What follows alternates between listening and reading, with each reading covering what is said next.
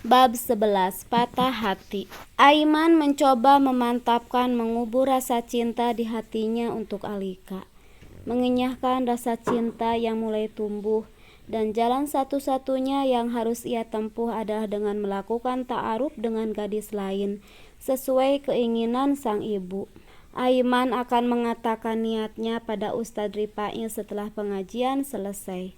Ya Allah, permudahkah urusanku.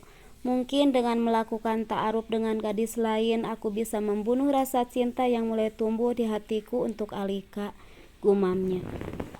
Aiman melajukan mobil menuju markas tahfiz, bergabung dengan komunitas penghafal Al-Quran untuk mengikuti pengajian dan tadarus bersama. Menjelang maghrib, acara mereka selesai. Ustadz Rifai mengajak jamaah pengajian untuk sholat maghrib berjamaah. Setelah sholat, Aiman melihat Ustadz Rifai duduk sendirian. Ia pun menghampiri sang guru. Mohon maaf Ustadz, saya minta waktunya sebentar. Pinta pemuda tampan itu sopan. Silakan Aiman, katakan apa yang harus saya bantu, tanya Ustadz Rifai sambil tersenyum lembut. Mohon maaf, saya ingin menikah Ustadz. Kalau Ustadz punya calon yang bisa diajak ta'aruf, tolong katakan pada saya, ucap pemuda berlesung pipi itu serius. Alhamdulillah, saya sangat senang mendengarnya. Kemarin Ustadz Fitrah bilang pada saya untuk mencarikan pemuda yang bersedia ta'aruf dengan putrinya, ucap Ustadz Rifai senang. Ustadz berusia sama dengan sang ayah itu terlihat lega. Aiman tersenyum senang. Ya Allah, permudahkah jalan dan urusanku. Kalau memang ini sudah takdirku, ikhlaskan hati ini supaya bisa menjalani proses ta'aruf dengan hati yang lapang, gumamnya. Alhamdulillah, saya serahkan semua pada Ustadz Rifai. Tolong atur pertemuannya Ustadz. Semoga saya dan gadis itu cocok. Kalau proses ta'aruf itu berhasil, saya ingin segera melanjutkan ke proses lebih lanjut, yaitu hitbah, ujarnya sambil tersenyum. Entah, Aiman merasa hambar dengan apa yang ia lakukan dan ucapkan. Baiklah, saya akan membicarakan dengan Ustadz Fitrah dan segera mengatur pertemuan kalian. Jangan lupa untuk meminta petunjuk kepada Allah melalui surat hajat dan surat istikharah, nak. Iya, insya Allah. Hilangkan keraguan dalam hatimu, nak. Bila kamu memang sudah mantap untuk proses ini, ucap Ustadz Rifai. Ustadz tampan di usianya yang sudah hampir paruh baya itu seolah bisa membaca kegelisahan juga keraguan di wajah tampan Aiman. Aiman yang merasa Ustadz Rifai bisa membaca ekspresi wajahnya, tersenyum canggung menanggapi perkataan sang ustadz. Maaf nak, Ustadz hanya tidak ingin kamu menjalani proses ini dengan keraguan-raguan yang akan membuatmu menyesal dan menghilangkan keberkahan. Iya terima kasih. Insya Allah saya sudah memantapkan niat. Saya akan melaksanakan sholat hajat dan sholat istikharah setelah bertemu dengan putri Ustadz Fitrah, ucapnya mencoba tenang. Pagi ini Aiman sudah berada di kediaman keluarga Al-Fatih melaksanakan tugasnya sebagai sopir merangkap bodyguard. Aiman menyapa Mang Damin yang sedang membersihkan halaman depan.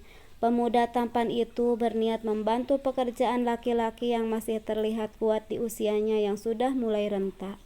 Nah Aiman gak usah repot, nanti bajunya kotor, biar Memang saja yang menyapu, tolak Mang Damin. Gak apa Mang, ini masih pagi, Alika pasti belum siap, aku bantu Mamang dulu, ucapnya sambil tersenyum tulus. Ya sudah, kalau itu maunya Nak Aiman, Mamang gak akan nolak, ucapnya sambil geleng kepala. Ia sangat tahu pemuda itu tidak akan mau menyerah membujuknya.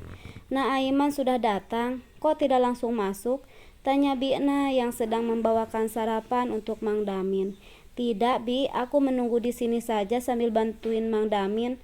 Tolong bilang sama Non Alika kalau aku tunggu di depan. Baiklah kalau begitu. Tidak menunggu lama, Alika sudah datang menghampiri Aiman yang sedang fokus membersihkan rumput bersama Mang Damin. Pemuda tampan itu sampai menggulung lengan ke mejanya untuk membantu Mang Damin. Assalamualaikum. Pagi semua, sapa Alika sambil tersenyum manis. Gadis cantik itu terlihat sangat ceria pagi ini. Waalaikumsalam, jawab Aiman tanpa melihat ke arah Alika. Ia memang sengaja pura-pura menyibukkan diri, berharap gadis itu tidak marah dan sakit hati melihat perlakuannya. "Apa Nun Alika sudah siap?" tanya Aiman sambil masih fokus dengan rumput yang ia cabuti. "Apa? Kak Aiman tadi panggil aku apa?" tanyanya kesal. Ia tidak suka pemuda tampan yang saat ini memakai kemeja napi itu kembali memanggilnya Nona. "Ya sudah, lupakan, mari kita berangkat sekarang," ajaknya.